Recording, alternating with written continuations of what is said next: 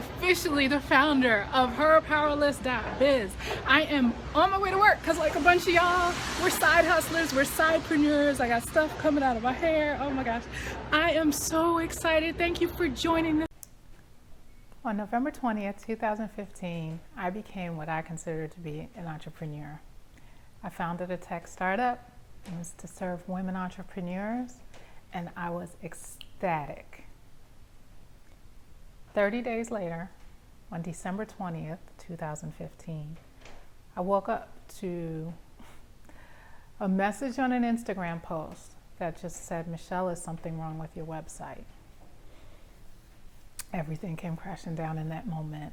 For 30 days, I was ecstatic, and for all of the months prior to launching that website, I was ecstatic and had garnered the support of the women in my community and family and friends and blood and sweat and tears and money and prayers all went into launching what was gone in 30 days. And you may be thinking to yourself, wait, it's a website, how does it just disappear? Yeah, good question. You know how it disappears? It disappears because I used people to help me build it who were, overseas, who I didn't know, who I was trying to cut corners because I had spent so many hours up until 2, 3, 4, 5 o'clock in the morning working on my website before going to work, trying to figure it all out on my own, but also not having loads of extra resources to pour into creating the site. And so I thought, launch ugly, launch lean, get it started, start getting some income, and then iterate, right? That's all that language that comes out of Silicon Valley.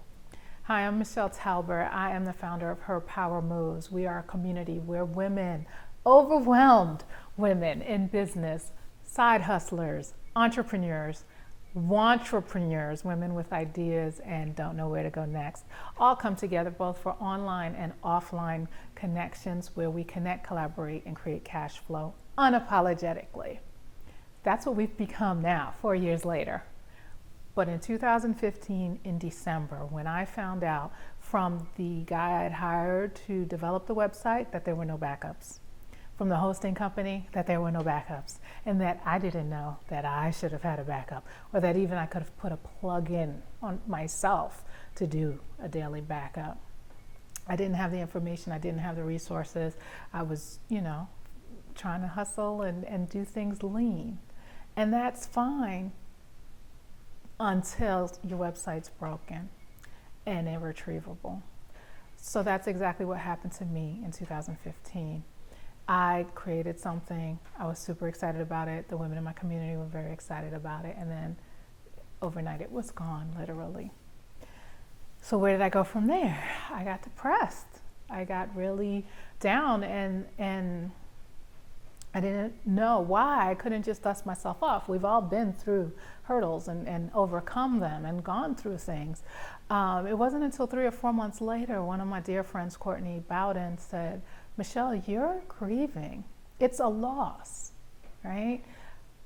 I am sharing this with you because I think we are often in a very, especially as women of color, right? We often are in this superwoman, I can do it all, I fly solo, my plane is invisible, my cape is quite visible, I can get it done. And that does serve us very well, and we do get a lot of things done. But sometimes there comes a time in which we have to just be vulnerable and ask for help and get the answers that we need that we don't even know the questions to, right? I didn't know the question I should have been asking was, is this being backed up? Is this being saved? How do I retrieve it if anything should happen to the website? And there comes with that type of an education and an experience that self-loathing of, I should have known better, right? But part of it is not about giving ourselves a hard time about what we should and shouldn't have known, but it's really about saying, how can I access the resources I need and make myself vulnerable to get the help that I need as well? And that's where, after grieving for quite a while and coming back to our amazing community on Facebook of over 1,500 women entrepreneurs, side hustlers, and really seeing how Were they dealing with being up at 2 and 3 and 4 a.m. before going to work and working on their websites? And how could they get help? And what did they need? And how could I be of service? And just focusing outward, that I began to come back to life. And that's a good thing. And if you've ever been there, you know sometimes just focusing outward and taking the focus of all of our intent off of ourselves and putting it on other people and helping other people can really help pull us up and out. And so for the last year and a half, I've been so blessed. I'm here in Broward County, Florida, to have launched Her Power Moves, which is a platform where we actually meet in person every other month and share resources and information and make really cool connections. But knowing that, of course, we live in a digital age, we continue those connections online. And then we also create new connections online that in some instances we get to meet, in other instances we don't get to meet. But it's all about making sure that we can pool our resources in a way that makes sense.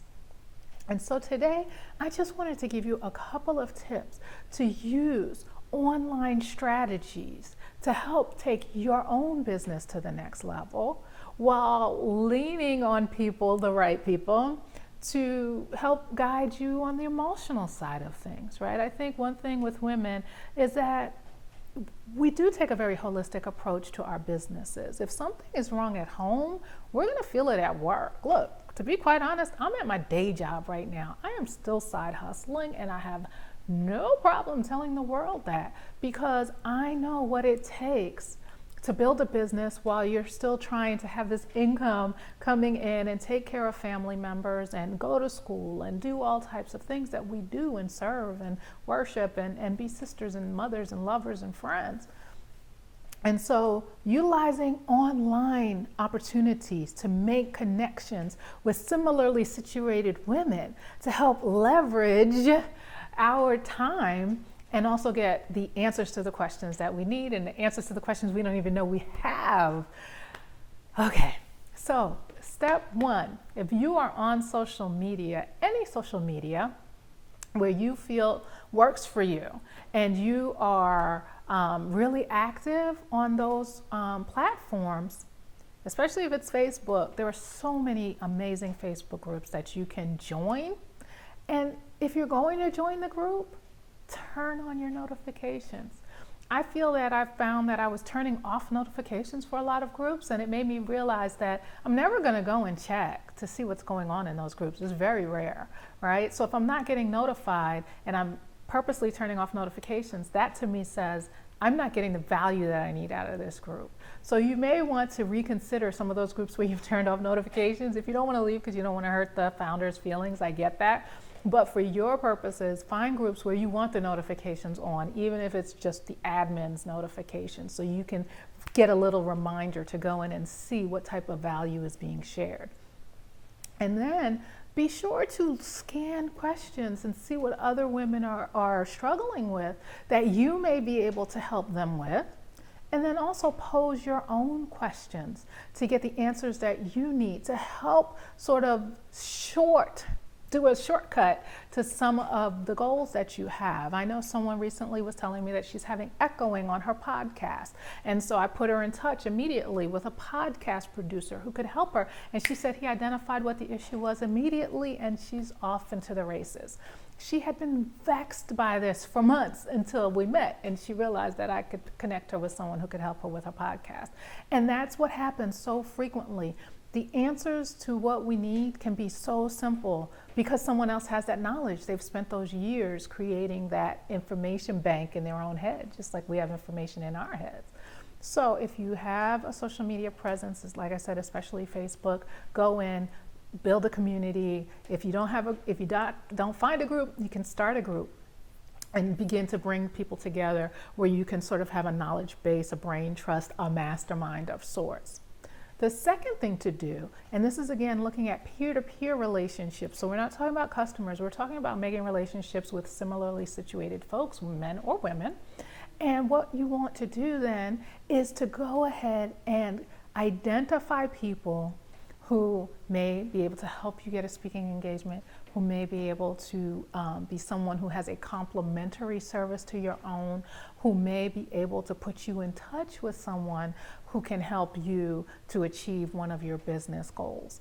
And I think a good place for that often is LinkedIn. LinkedIn is getting better and better as a resource and a place to really reach out and get into the inboxes of other people who you think can help you move to your next level. And of course, if you're a woman, head on over to Her Power Moves International on Facebook. We'd love to have you. And we are always open to, really connecting with other women and sharing resources. And then finally, I would say don't overlook the social support network of similarly situated women. There are so many women who, if I do a roll call at 3 a.m., they're also up working. And just to know sometimes that people are up working. There was something years ago, we used to hashtag Team No Sleep because we were all working on our businesses at 4 a.m. And it was just like, just knowing that you have that type of connection with someone else is truly incredible. And that's what working with the women in our Her Power Moves group has really helped me see, is that while we're doing business, to have that social aspect. You're going to hear actually in a later video that I'm going to roll out and send to you, where Dr. Kia Thomas of Admissionisms talks about, being a brand new business owner. She's in her first year of business and coming out to our unnetworking events and being able to connect with women who can help her in her business, both from a referral of customers and clients, but also of getting the things she needs, like branding and thinking through sort of business strategies and getting systems in place. And then there are women in the group who have nieces and nephews and children who need the services of Admissionisms to help them get into school. And so I've really wanted to just come in and give you those really quick tips on ways that you can level up in your business using online strategies, get the social support you need, know that you are not alone, but then also begin to say, okay, these are my goals. Who can I look to help me achieve these goals? And who can I help achieve their goals? If any of this was helpful to you, I would love it if you would drop a comment below and let me know, what kinds of questions do you have when you're online and you're like, I know I should be online, but what should I be doing? If you have those kinds of questions or any other questions or just general feedback, I would love, love, love to hear from you. Again, my name is Michelle Talbert. I am with Her Power Moves, and I look forward to seeing you tomorrow. We're going to talk about marketing to customers online. Yeah. Okay.